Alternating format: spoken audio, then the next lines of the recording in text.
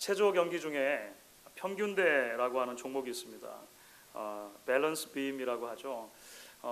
폭이 10cm밖에 안 되는 그런 좁은 그 대 위에서 경기를 펼쳐야 하기 때문에 결국은 이 얼마만큼 몸의 균형을 잡는가 하는 것이 절대적으로 중요한 관건이 되는 것입니다. 그래서 조금이라도 몸의 균형을 잃어버리면 기웃덩거리거나 대에서 떨어질 수가 있는 것이죠. 보통의 체조 경기들을 보는 것이 좀 긴장이 되는 일이지만 그 중에서도 특별히 그래서 자신의 발바닥보다 조금 더 넓은 그 대 위에서 연기를 펼치는 평균대 그 연기를 볼 때마다 그야말로 손에 땀을 주게 되는 것 같습니다. 올해도 이제 올림픽이 있죠. 기회가 되시면 나중에 한번 여러분들 보시면 좋겠습니다. 그런데 여러분, 우리가 신앙생활을 하는 데 있어서도 균형이 필요합니다. 균형이 대단히 중요합니다. 이게 무슨 말일까요? 건강한 신앙이라고 할 때 신앙의 열정을 꺼뜨리지 않으면서도 광신에 빠지지 않을 수 있는 균형이 필요하겠죠. 하나님의 주권을 인정하며 간절히 하나님께 매달리고 기도하지만 동시에 내게 주신 삶의 의무에 최선을 다하는 그런 균형도 우리에게는 필요할 것입니다. 그런가 하면 사랑의 원리를 끝까지 포기하지 않고 붙들 수 있지만 동시에 진리를 결코 타협하지 않는 그런 종류의 균형, 크고 넓은 원대한 비전을 우리 안에 늘 가지고 있지만 허황되지는 않을 수 있는 그런 균형, 그런 건강한 균형 잡힌 신앙들이 우리에게 필요하다는 것입니다. 그런 의미에서 오늘 본문이 되는 시편 132편은 우리가 이 신앙의 균형을 생각할 때 출발점으로 삼을 수 있는 굉장히 좋은 지점이다, 이렇게 생각을 합니다. 왜냐하면 오늘 시는요, 한 성도가 그렇게 건강하게 균형 잡힌 신앙생활을 하기 위해서 가장 기본적으로 필요한 두 기둥에 대해서 이야기를 해주고 있기 때문에 그렇습니다. 사실 오늘 우리가 함께 읽은 시편 132편은 15개의 성전에 올라가는 노래들 중에서도 가장 긴 시입니다. 그렇죠. 18절이나 되는데요. 사실 철저하게 균형의 시라고 할 수가 있어요. 두 단락으로 오늘 시는 정확하게 나눠지는데 1절부터 10절까지 한 단락으로 나눠지고 11절부터 18절까지가 한 단락으로 나눠집니다. 그런데 흥미로운 것은요, 원어로 보면 전반부에 단어가 65개가 있습니다. 그리고 후반부에 단어가 66개가 있어요. 거의 균등하게 단어가 배열되어 있죠. 그러니까 구조적으로 볼 때도 거의 완벽하게 이 균형을, 밸런스를 이루고 있는 히브리 시의 모양을 갖추고 있습니다. 그것보다 더 중요한 것은 내용이죠. 내용적으로 볼 때 1절부터 10절 전반부는 과거에 대한 내용을 다루고 있습니다. 그러니까 과거에 대한 회상이 주로 되는 거예요. 반면에 11절부터 18절까지는 그 시점이 어디에 가 있을까요? 미래에 가 있습니다. 미래에 대한 시점이 있는 거예요. 결국 이게 어떻게 우리가 이해를 할 수 있습니까? 이 시는 지금 저와 여러분에게 건강하고 균형 잡힌 영성이라고 하는 것, 건강하고 균형 잡힌 신앙이라고 하는 것은 무엇인가? 무엇보다도 먼저 과거의 역사 속에서 끊임없이 바른 신앙이 무엇인지를 배워야 한다라고 이야기를 하는 거예요. 동시에 미래에 대한 하나님의 약속을 붙들고 오늘을 살아가는 것이 중요하다. 이 두 가지가 대단히 중요한 기둥이다, 이렇게 얘기를 해주는 것입니다. 그렇습니다, 여러분. 우리 신앙이 진리의 뿌리를 내린 건강하고 균형 잡힌 신앙이 되려면 시인이 말하는 바로 이 신앙의 두 기둥을 잘 붙들 필요가 있는 것입니다. 즉 성도는 항상 지나간 역사를 통해서 우리의 신앙의 현주소가 지금 어디에 와 있는지를 점검할 수 있어야 된다는 거예요. 단순하게 나의 감정이나 나의 경험에 신앙의 근거를 두는 것이 아니라 기독교가 역사적인 종교이므로 역사 속에서 나의 신앙을 발견하는 것입니다. 하지만 동시에 여기서 끝나는 것이 아니라 우리의 눈은 미래도 바라봐야 한다는 거예요. 하나님이 주신 약속을 바라보고 그 약속 가운데 소망을 가지고 살아야 된다. 사실 오늘 전체 시가 이렇게 이야기를 합니다. 우리가 조금 더 이제 말씀을 자세히 들여다보면서 이게 도대체 무엇을 의미하는가? 그리고 우리들에게 좀 더 구체적으로 어떻게 적용이 될 수 있을까라고 하는 부분들을 같이 나눠보면 좋겠습니다. 먼저 우리는 왜 과거의 역사를 기억해야 합니까? 하나님 백성들의 과거 역사를 왜 살펴봐야 합니까? 오늘 시인의 표현에 의하면 과거의 역사를 통해 우리가 배울 수 있는 것이 있다는 거예요. 그 배울 수 있는 가장 중요한 덕목이 뭐냐면 겸손이라고 하는 것입니다. 겸손.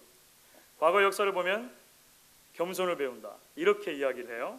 그래서 특별히 시인이 과거 다윗 왕 시절에 있었던 하나의 사건을 예로 듭니다. 그리고 그것을 통해서 이제 그 진리를 도출해내는 거예요. 오늘 우리가 시를 이제 제가 봉독해 드릴 때 읽으시면서 이해가 될 것 같기도 하고 안 될 것 같기도 하고 좀 어려운 부분들이 있으셨었죠. 이게 사실 역사적인 배경을 두고 있기 때문에 그렇습니다. 사무엘 하 6장에 나오는 사건인데요. 이스라엘 백성들, 특별히 다윗 왕이 언약궤를 예루살렘으로 옮겨오는 사건이 사무엘 하 6장에 기록되어 있습니다. 도대체 무슨 사건인가? 좀 이따 더 설명할 거예요. 하여간 그런 사건이 있었어요. 그런 사건이 있었는데 그런 사건을 통해서 다윗의 마음속에 드는 하나의 정서가 있었는데 그 정서를 가장 집약한 단어가 있다면 그게 뭔가? 겸손이다, 이렇게 얘기하는 거예요. 겸손. 그래서 오늘 이제 시를 열면서 시인이 이렇게 얘기하는 것입니다. 시편 132편 1절 말씀입니다. 1절 말씀 우리 같이 한번 읽어보도록 하겠습니다. 여호와여 다윗을 위하여 그의 모든 겸손을 기억하소서. 이게 도대체 무슨 말일까요? 언약궤를 다시 가져왔다는 것은 무슨 말이고, 그 언약궤를 다시 가져왔을 때 왜 다윗에게 겸손이 생겼다는 말입니까? 이제 우리가 이 말씀을 좀 제대로 이해를 하려면 좀 더 폭넓은 언약궤의 역사를 좀 이해를 할 필요가 있겠죠. 여러분, 언약궤가 무엇입니까? 언약궤는 하나님께서 이스라엘 백성들의 출애굽을 한 다음에 광야 생활을 할 적에 율법을 주시면서 꼭 이 언약궤를 만들어서 앞으로 성막 안에 가장 깊은 지성소라고 하는 곳에 보관하라 라고 말씀해 준 궤예요. 언약궤는 이렇게 생겼습니다. 겉보기에는 금으로 번쩍번쩍하게 생겼잖아요. 근데 사실 이 언약궤가 크기가 얼마나 하냐면 별로 크지 않습니다. 길이가 대략 1m 20cm 정도 됩니다. 그러니까 저희 앞에 있는 성찬상만 할까 말까 그래요. 그리고 높이나 넓이로 봤을 때 똑같이 그 정사각형처럼 되어 있는데 보통 한 70cm 정도가 이렇게 되어 있습니다. 우리가 볼 때는 금으로 번쩍번쩍한데요, 이것도 도금이에요. 본래 나무로 만들었고 거기다 이제 금을 입힌 것입니다. 별로 크지도 않고 한 이 언약궤가 도대체 왜 중요하냐는 것입니다. 언약궤가 이스라엘 역사 속에서 왜 그렇게 중요한 것으로 생각되고 하나님은 그것을 중요하게 여기셨냐는 거예요. 그것은 이 언약궤가 상징하는 것 때문에 그렇습니다. 이 언약궤는 뭘 상징하냐면 하나님의 임재를 상징하는 거예요. 하나님의 은혜를 상징하는 것입니다. 사실 창조주이신 하나님께서 이 조그만 1m 좀 넘는 박스에 갇히신다는 게 여러분 상상이 되십니까? 그럴 수 없는 분이죠. 성막에 갇힐 수 없는 분이라고 하는 거예요. 그런데 하나님께서는요, 친히 하나님의 백성들 가운데로 내려오셔서 하나님의 백성들의 하나님이 되어주시고 그들과 관계 맺기를 원하셨다는 것입니다. 그리고 그들에게 은혜 주기를 기뻐하셨다는 거예요. 그래서 조금 전에 보여드린 그 언약궤 사진의 위쪽을 보시면 박스 위에 뭐가 있냐면 천사 둘이 있죠. 천사 둘이 서로 날개를 마주대하고 있는 모습이 있는데 이 부분을 시은소라고 부릅니다. 혹시 들어보셨습니까? 시은소, 시은좌, 영어로는 mercy seat입니다. 은혜가 베풀어지는 자리, 자비가 베풀어지는 자리. 전혀 그럴 만한 자격이 없는데 하나님께서 바로 이곳에서 하나님 백성들을 만나 주시겠다라고 하는 거예요. 그러니까 언약궤가 상징하는 것은 무엇입니까? 크고 높으신 하나님이 하나님의 백성들 가운데로 내려오셔서 관계 맺기를 원하시고 그들의 예배 받기를 원하시고 그들과 교제하기를 원하셨다라고 하는 것의 상징이 바로 언약궤라고 하는 거예요. 그래서 하나님의 백성들이 하나님과의 관계에는 별 그 관심이 없이 이 언약궤를 대하기 시작했을 때, 그래서 이 언약궤를 마치 부적처럼 또는 내가 하나님을 내 뜻대로 마음대로 조정할 수 있는 마법 상자처럼 사용하려고 했을 때 항상 문제가 생겼던 것입니다. 이스라엘 역사 속에서 항상 그럴 때마다 문제가 생겼어요. 왜냐하면 하나님은 예배와 순종의 대상이지 거래와 조정의 대상이 아니기 때문에 그렇습니다. 대표적인 사건이 언제 일어났냐면 엘리 제사장 때 일어난 거예요. 그것은 사무엘상 6장에 나와 있습니다. 엘리라고 하는 제사장 때에 블레셋이라고 하는 이방 민족과 큰 전쟁이 났는데 그만 전쟁의 형세가 기울어지는 것입니다. 사람들은 그 전까지 하나님에 대해서 관심이 없었어요. 하나님이 원하시는 일을 어떻게 할 것인가 이런 거에 전혀 관심이 없었다는 것이죠. 오히려 하나님의 존재를 업신여기고 마음대로 살아갔었습니다. 그런데 전쟁의 형세가 길어지니까 문득 마음속에 떠오른 생각이 있었다는 거예요. 그게 뭐죠? 언약궤. 언약궤를 좀 한번 가져와 볼까? 그러면 좀 신통력을 발휘할래나? 라고 하는 생각이 미친 거죠. 그래서 그 언약궤를 정말 가져옵니다. 전쟁터에 가져오는데요, 하나님께서 이스라엘 민족의 언약궤를 그렇게 취급하는 것을 그냥 가만두고 보시지 않으셨어요. 하나님께서 심판하시는데 전쟁에 이스라엘 백성들이 철저하게 패하게 하십니다. 그때 그 언약궤의 책임을 지고 가져갔던 제사장 홈리와 비느하스도 죽게 돼요. 전사하게 됩니다. 하나님께서는 심지어 이 언약궤 자체가 블레셋 백성들에게 빼앗기도록 놔두세요. 이스라엘 백성들이 기대했던 것과 전혀 반대의 상황으로 흘러간 것이죠. 이제 그렇게 해서 그 이후로도 몇 가지 우여곡절을 겪은 끝에 이 언약궤가 기럇 여아림이라고 하는 도시에 아비나답이라고 하는 사람 집에 그냥 있었던 겁니다. 백성들에게 돌아오지 못하고 그냥 한 개인의 집에 있는데 그 시간이 얼마나 흘렀는지 아십니까? 20년이에요. 20년 동안 언약궤가 그냥 그렇게 방치된 채 있었다라고 하는 거예요. 다윗이 그 언약궤를 다시금 예루살렘으로 가져오기로 마음을 먹었다는 것입니다. 자신의 나라가 안정된 다음에 가장 먼저 하고 싶은 일이 무엇이었는가? 그 언약궤를 이제 예루살렘으로 가져와야겠다는 거예요. 무엇을 의미합니까? 하나님을 다시 우리의 삶의 중심에 둬야겠다라고 생각한 것입니다. 하나님은 우리가 마음대로 부릴 수 있는 조종의 대상이 아니라 우리의 예배를 받으시고 우리의 찬양을 받으시고 우리의 영광을 받으셔야 할 우리의 경배의 대상이라고 하는 것을 다윗이 철저하게 깨달았다는 거예요. 그래서 시인은 오늘 다윗의 입을 빌려서 이렇게 고백을 합니다. 7절, 8절 말씀입니다. 이 전체 배경을 말씀드린 것을 한번 생각하시면서 7절, 8절 한번 읽어보도록 하겠습니다. 우리가 그의 계신 곳으로 들어가서 그의 발등상 앞에 엎드려 예배하리로다. 여호와여 일어나사 주의 권능의 궤와 함께 평안한 것으로 들어가소서. 하나님을 내게로 내려오게 만드는 것이 신앙의 본질이 아니라 우리가 하나님께로 들어가는 것이 신앙의 본질, 우리가 하나님을 예배하는 것이 신앙의 본질이라고 하는 것을 다윗은 깨달은 거예요.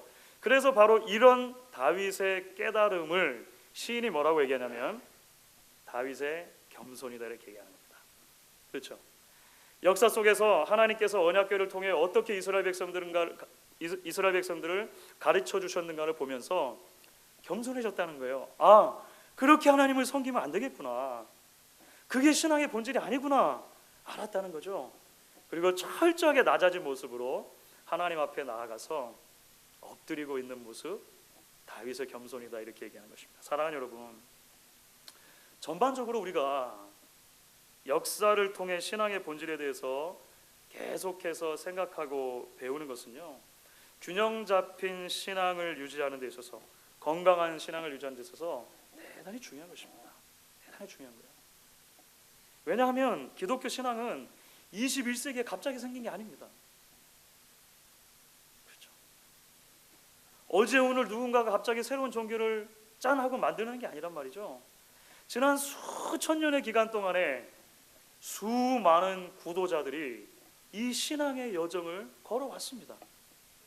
그리고 그들의 실패와 그들의 성공의 사례들을 우리가 볼 때 우리는 겸손해질 수밖에 없는 거예요. 우리의 신앙의 현주소가 정말로 바른가? 우리가 정말로 하나님이 예배받기 원하시는 방법으로 하나님을 예배하고 있는가? 나는 기독교 신앙의 오랜 바른 전통의 역사 속에 정말 잘 서 있는가? 라고 하는 것을 끊임없이 보게 되기 때문에 그렇다는 것입니다. 여러분, 몇 달 전에 제가 고난주가 특별 새벽기도 기간에 잠깐 언급한 적이 있는데요. 제가 최근에 인터넷에서 이런 글을 하나 읽은 적이 있습니다. 글의 제목이 당신은 어떤 예수를 예배하고 있습니까? 그때 새벽기도 참석하시던 거 기억나시는지 모르겠어요. 당신은 어떤 예수를 예배하고 있습니까? 그러면서 이렇게 설명하는 겁니다. 모두들 예수를 섬긴다고 하지만 저마다 각각 원하는 모습의 예수를 만들어 놓고 그 예수를 섬긴다는 거예요. 서로 다른 기대치를 가지고 섬긴다는 것입니다. 여러 사람을 예로 들었는데요. 몇 가지만 제가 꼽자면 이런 것이죠. 어떤 사람들은 존 레넌 같은 예수를 섬긴다는 거예요. 존 레논이 누구냐면요, 비틀즈의 그 전설적인 멤버 가운데 한 명, 존 레논입니다. 이분은 평소에 사랑과 박애, 평등 이런 걸 참 많이 강조했었습니다. 그래서 만약에 존 레논 같은 예수를 믿는다면 이렇게 얘기한다는 것이죠. 여러분, 가장 중요한 건 사랑입니다. All you need is love. 그 분의 노래 제목이에요. 노래 제목 중에 그런 거 있어요. 여러분이 오로지 필요한 것은 사랑입니다. 그러니까 진리니 뭐니 이런 것은 사랑 다음에 오는 거예요. 그런 거 별로 중요하지 않습니다. 평화, 사랑 이런 거면 다 되는 겁니다 라고 말하는 것입니다. 그런가 하면 천국이 없다라고 지옥이 없다라고 주장했던 미국의 굉장히 유명한 랍 벨이라고 하는 그 목사님이 있어요. 그런 책을 써가지고 한참 그 이슈가 됐었습니다. 랍 벨 같은 목사 예수라면 이렇게 이야기를 하겠죠. 모든 사람은 결국은 다 잘 될 거예요. 죽으면 모두 다 천국에 가기 때문이죠. 그 반대의 경우는 상상할 수도 없으니까 여러분 마음 편히 생각하시면 돼요. 이렇게 이야기할 수 있다는 것입니다. 그런가 하면 알라딘의 요술 램프에 나오는 그 램프의 요정 지니 같은 예수도 있을 수 있겠죠. 나는 하늘에서 기다릴 테니까 언제든지 필요하면 얘기만 해. 그 대신 매번 할 때마다 이 특정한 주문을 외쳐야 되는데 In Jesus' name 예수의 이름으로라고 하는 주문만 외치면 되니까 걱정하지 말고 항상 I'll be there for you all the time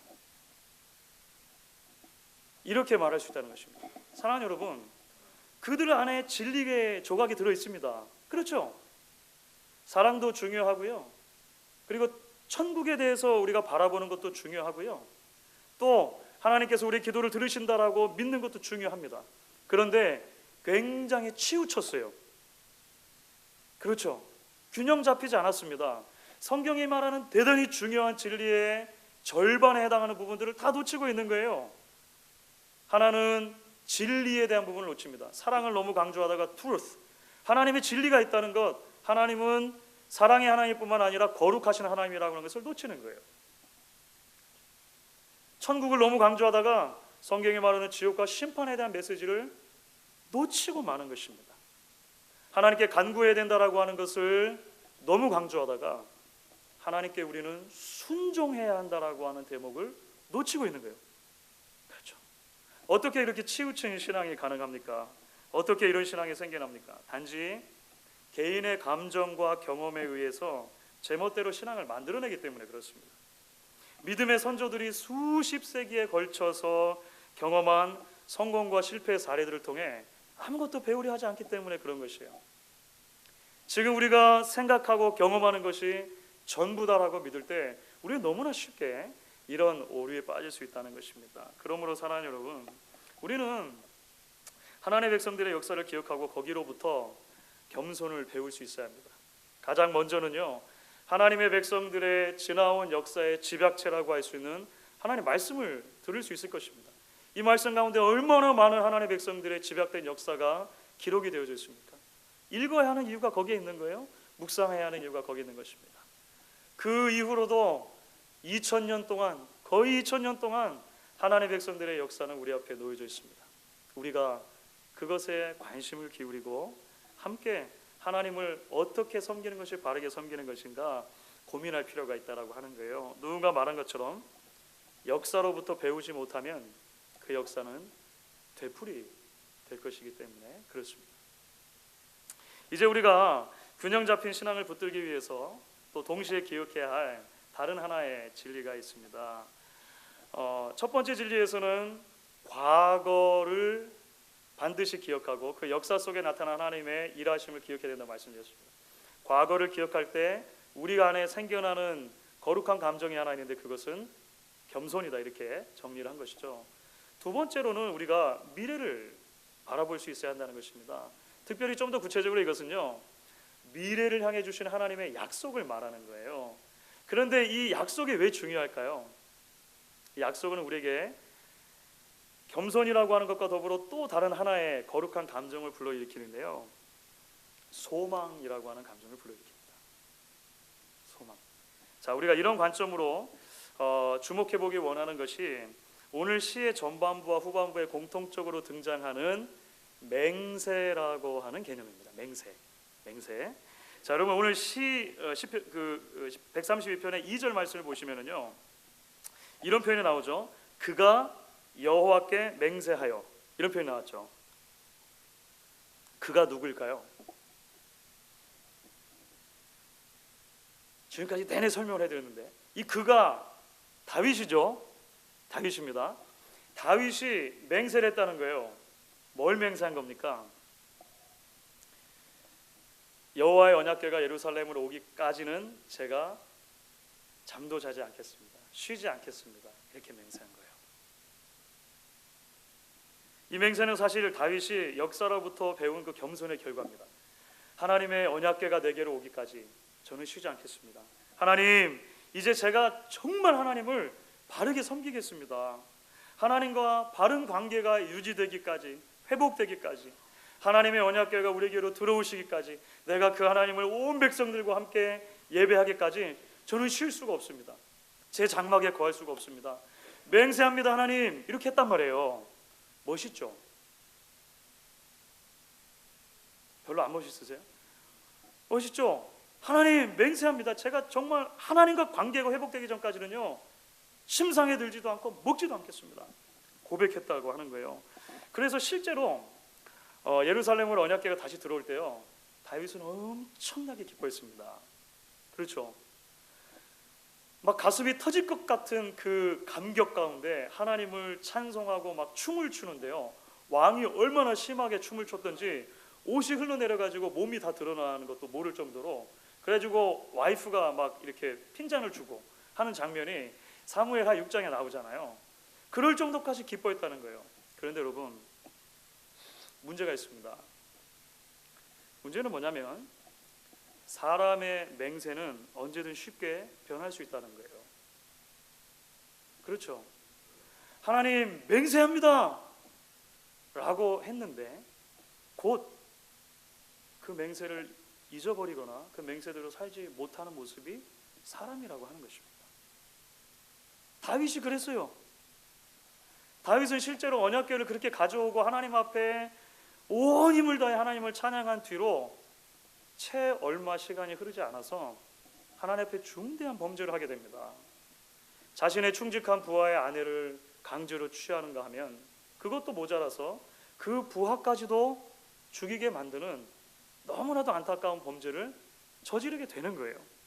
그런가 하면 사무엘하 마지막 장에는요, 다윗이 하나님이 기뻐하시지 않은 인구조사를 한 장면이 나와요. 이 인구조사를 하나님이 굉장히 싫어했습니다. 왜 싫어하셨냐면 더 이상 하나님을 의지하는 것이 아니라 자기가 부릴 수 있는 군사의 숫자를 의지한 것으로 하나님이 보았기 때문에 그래요. 실제로 다윗이 그랬다는 것입니다. 마음이 금방 변한 거예요. 사람도 변하고 사람의 명세도 변한다는 것입니다. 그런데 여러분, 오늘 새로운 단락이 시작되는 11절 말씀을 보면 이렇게 기록이 되어 있습니다. 그리고 11절을 같이 한번 읽어보도록 하겠습니다. 여호와께서 다윗에게 성실히 맹세하셨으니 변하시 아니하실지라. 이르시기를 내 몸의 소생을 내 왕위에 둘지라. 이 맹세라고 하는 두 단어가 오늘 시 전체를 이해하는데 대단히 중요한 모티프가 되는 것입니다. 다윗도 맹세했지만 하나님도 맹세하신다는 거예요. 그런데 하나님이 맹세하신 이 맹세가 다윗의 맹세와 다른 점이 무엇입니까? 하나님의 맹세는요, 변하지 않는 맹세라는 것입니다. 변하지 않는 맹세. 이것이 사무엘하 7장의 배경을 두는데요, 소위 다윗 언약입니다. 다윗에게 앞으로 내 뒤를 이어 영원히 왕위를 이을 왕들이 태어날 것이다라고 말씀해 주는 왕조의 언약이거든요. 그런데 조금 어려운 용어로 이 언약의 특징을 설명하면서 신학자들은 무조건적인 언약이다라고 하는 표현을 씁니다. Unconditional Covenant라고 합니다. 다윗은 분명히 자기가 하나님을 향해서 맹세했던 맹세를 지키지 못할 거예요. 하나님 맹세합니다. 저는 하나님이 너무 좋습니다. 하고 나서 금방 범죄할 수 있는 거예요. 다윗의 후손들도 마찬가지입니다.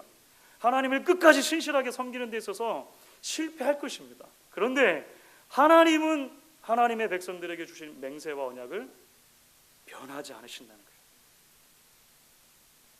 약속하신 것입니다.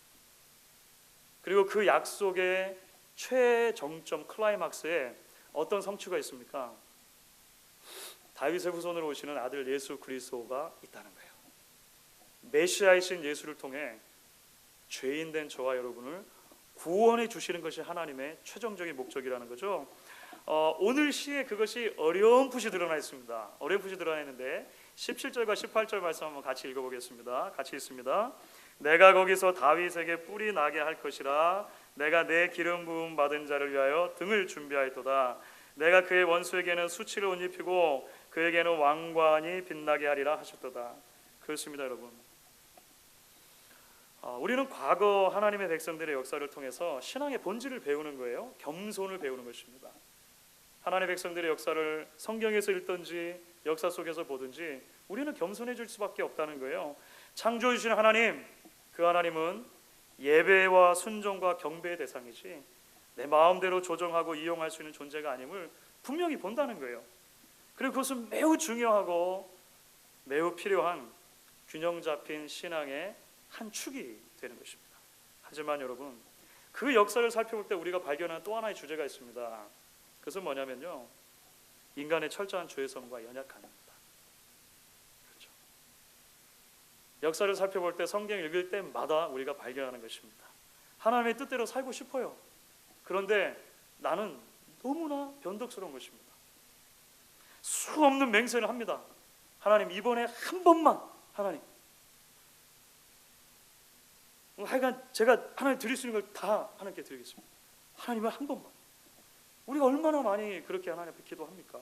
그런데 때로 그 맹세들이 공중에 의미 없이 흩어지는 소리의 울림으로만 끝날 때가 얼마나 많이 하는 거예요. 그런데 여러분, 우리가 실망하지 않고 낭망하지 않아야 할 이유가 여기 있는 거예요. 왜냐하면 우리의 맹세보다도 더 큰 하나님의 맹세가 있기 때문에 그렇습니다.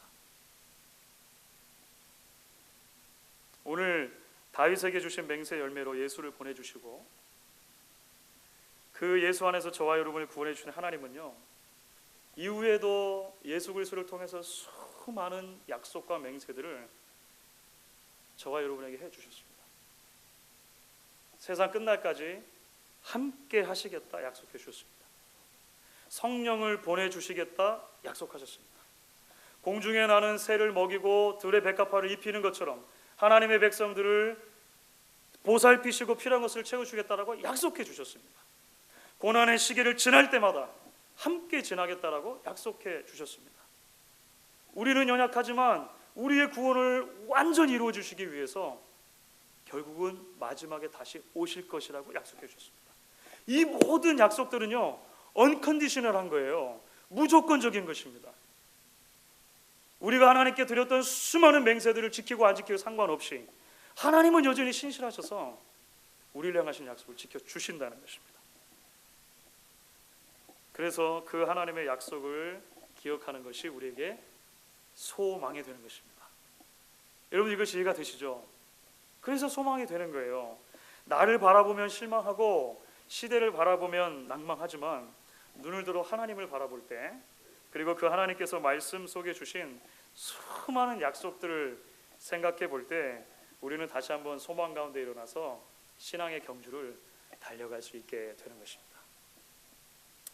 여러분, 여름 휴가를 마치고 여름 휴가 중에 이제 그 자동차 사고가 가장 많이 날 때가 언젠가 하면 통계적으로 그렇게 되어 있습니다. 그러니까 사람들이 휴가를 다 마치고 돌아오는 귀갓길에 보통 사고가 잘 난다 이렇게 말을 해요. 그 중에서도 장시간 여행 그 운전을 한 다음에 집에 정말로 가까이 와서 얼마 시간이 남지 않았을 때 그때 사고가 잘 난다는 거예요. 제가 아는 분들 중에도 더러 그렇게 이 사고를 경험한 분들이 있으십니다. 그러니까 긴장이 좀 풀리고 이제 내가 아는 곳에 들어섰구나, 집이 가까이 왔구나라고 생각되는 순간 자칫 잘못하면 사고의 위험에 빠질 수 있다는 것입니다. 여러분, 시편 132편은요 15개의 성전에 올라가는 시 가운데 13번째에 해당하는 시입니다. 그렇죠? 이제 얼마 안 남았습니다. 얼마 안 남았어요. 예루살렘 성전을 향해 가는 순례의 여정이 거의 마무리 단계에 왔다고 봐도 좋을 것 같습니다. 그런데 바로 이 시점에서 시인이 균형에 대해서 이야기를 하는 거예요. 잠시만 방심하면 좌우로 치우치기 쉬운 것이 바로 우리들이기 때문이겠죠. 자칫하면 지나온 길을 생각하면서 마치 내 힘으로 내 의지로 온 것처럼 그렇게 교만할 수 있는 것이 우리들입니다. 하나님의 인도와 보호를 쉽게 잊어버리고 필요할 때만 하나님을 찾으면 된다라고 너무나 쉽게 생각할 수 있는 존재들이 바로 우리라고 하는 것이죠. 동시에 다른 한편으로 우리는 너무나 쉽게 좌절하고 너무나 쉽게 낭망하기도 합니다. 코앞에 목표가 있는데 이런저런 이유로 지금 이 자리에서 포기하고 싶은 그런 생각 가운데 빠질 때가 또 얼마나 많으냐라고 하는 것이죠. 사랑하는 여러분, 그렇기 때문에 이 균형에 대한 노래인 시편 132편은 저와 여러분을 향한 하나님의 배려와 사랑이다라고 이렇게 생각을 합니다. 하나님은 어제나 오늘이나 영원토록 동일하신 분이십니다. 그렇게 사실 믿으십니까? 어제나 오늘이나 영원토록 동일하신 하나님이기 때문에 우리가 역사를 기억해야 하는 것입니다. 그리고 동시에 하나님의 약속을 붙들어야 하는 것입니다. 그렇게 마치 평균대 위를 걷는 것처럼 좌로나 우로나 치우치지 않고 믿음의 순례길을 걸어가는 저와 여러분에게 하나님께서 주시는 참된 위로와 소망이 넘칠 수 있기를 주의 이름으로 간절히 축원합니다. 우리 같이 한번 찬양하도록 하겠습니다.